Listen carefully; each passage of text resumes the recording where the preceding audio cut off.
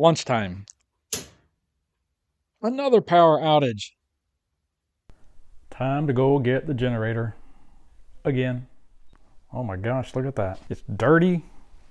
Last time I tried to start it, I had to clean the carburetor out. The gas isn't in here in the garage. Can't run it inside the garage either due to carbon monoxide. There's got to be a better way. Look at that. There is a better way. The Oupes Mega 2 Power Station. Hi folks, Les here. If you're in the market for a power station, you're going to really like this unit. It's the ability to do a lot of things when the power's out, including making coffee.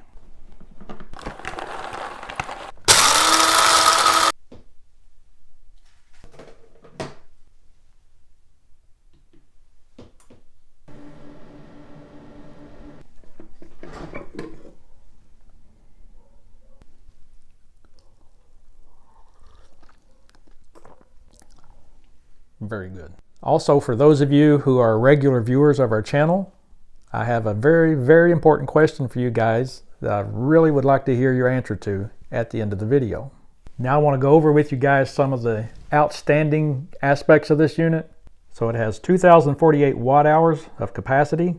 I'll explain that a little bit later. It will put out 2,500 watts of power at one time, whether that's with one item or a multitude of items. And it has 5,400 watts of peak power, meaning that if you have an item, perhaps that runs on 2,000 watts power, but to get it started, it takes 4,000 watts power. That 4,000 immediate need for power can be met. That's what the peak power aspect refers to. Next is the recharging ability of this power station. Just using a typical standard electrical outlet, you can recharge it at a rate of 1,600 watts, meaning that you can fully charge the system in less than an hour and a half just from a wall outlet. And with the combination of the AC input and the solar input, you can put 2,100 watts of power into the unit, meaning you can recharge it fully in less than an hour.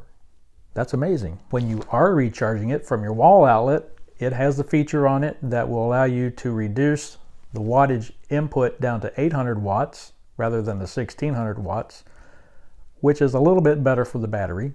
So you would use the 1,600 watt charging power during emergencies and the 800 watt for just regular times of recharging. The unit has a 2,048 watt hour capacity as is, but if you want more capacity, you can add more batteries. They plug in easily. You can increase the capacity of the unit to over 10,000 watt hours, which is a huge amount of power. It has numerous outputs, and we'll look at each of them individually in a few minutes. The battery that this unit uses, a lithium iron phosphate battery. It's good for over 3,500 discharge and recharges, and even after that, it will still be good for up to 80% of its capacity, and will give you several years of use before you get down to the 80% capacity, which is still roughly 1,600 watt hours, and it will continue going from there. The warranty on this, 36 months. The Mega 2 also has emergency power supply for power backups, meaning that you can plug the unit into a wall outlet, plug a refrigerator, freezer, or whatever you need to keep going during a power outage into the unit, and while the power is going, the freezer or whatever will get its power from the wall outlet. But in the event the power goes out, the unit will kick on, the power to the freezer will be uninterrupted, and it will start drawing its electrical needs from the unit. That will keep your freezer, refrigerator, perhaps both of them going in the event the power goes out while you're away from home. It has a battery management system and an overload protection system. And those two things combined will help people like me not to mess up the unit or the things I plug into it, which will result in no power oops with Oupes. And even though it is a very large power station, it still has a pure sine wave inverter in it, meaning you can use it with your laptops and other sensitive devices. It does come with an app that you can put on your phone, which means you can then remotely monitor the system and control the system through your phone. I do not have that app on my phone yet. So now let's look at all the contents of the box and what you get with the unit, besides the unit. A cord to recharge the unit from a wall outlet, Anderson connector for solar panels, cable to charge the unit from your car, an MC4 connector also for solar panels, and this one, 7909 cable, which also is for connecting to various types of solar panels. The user manual, and you get the warranty card. And you want to be sure that you send that in because it does have a 3-year warranty. Cooling fans. This is where you add additional storage capacity. The extra batteries come plug and play. QR code you can scan with your phone to download the app. This would be the right side if you're looking at it from the front. This is where your charging input cords go. The cord for the AC outlet. And if you were going to recharge the unit with solar, you would plug it in here. The other end would go to your solar panel. You can also recharge the unit with a combination of the solar and the AC. And in the event that you want to use your car or vehicle to recharge it, goes into the Anderson port. That goes into your car cigarette lighter. This is your overload protection. You have a reset button. Front of the unit, power button. Push it in for a couple of 3 seconds. It tells you how much capacity you have left. There's more to see on the LED screen, but we'll get back to that as we go through all the other ports or connections, outlets. Here is a DC power supply. These are your typical USB ports, USB-A. They go up to 18 watts of output. This is the quick charge for USB, and they put out up to 100 watts. This is an Anderson connection again, which will allow you to put multiple units or items all on the same thing. It is a 30 amp, 12 volt 30 amp, as compared to this one is 12 volt 10 amp, which we'll get to that one. I have a little USB powered fan, so let's plug it into the unit just to see how the USB section works. So on low setting, it's not drawing enough power out of the unit to register. Medium, it's drawing 2 watts, and high. It's putting out quite a bit of air. Can you feel it? So it's drawing 3 or 4 watts. The unit itself has 71% capacity. At 4 watts, the unit would run the fan for 56 hours. The USB-A port puts out up to 100 watts for some of your quick charging phones and similar types of things. Turn this one off. Turn this one on. This is 12 volt 10 amp. This place here is where you would plug in a 12 volt item just the same as you would do in your car cigarette lighter. So the only thing that I have on hand that we can actually use here is an inverter that we had or have for our vehicle. Where this unit is a pure sine wave inverter, pretty sure this is a modified sine wave inverter, which means you would not connect your computer and such things to this. This is just your typical desk lamp that uses AC power. When we turn this one on, whereas this part of the unit displayed here what was going on, now we have this displayed here saying car and DC, DC, car.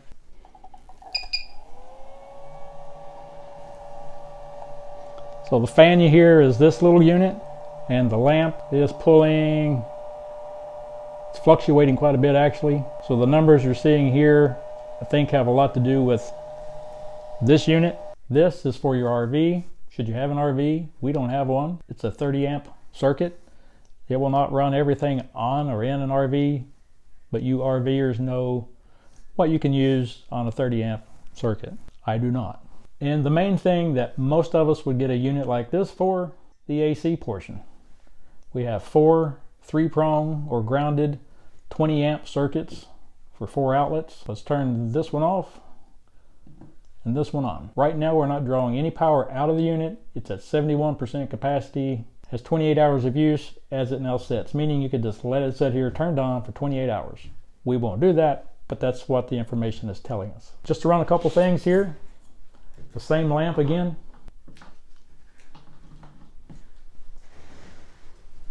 pulling 76 watts of power, 77, it would run this lamp, according to the screen, for 11 hours. The power draw through the AC portion is very steady as compared to what's coming out of the DC with the modified sine wave inverter. For those of you like me who have tools that still have to be plugged up, if you are trying to decide whether to keep those or to switch over to those battery powered things, you don't have to worry about that if you have one of these.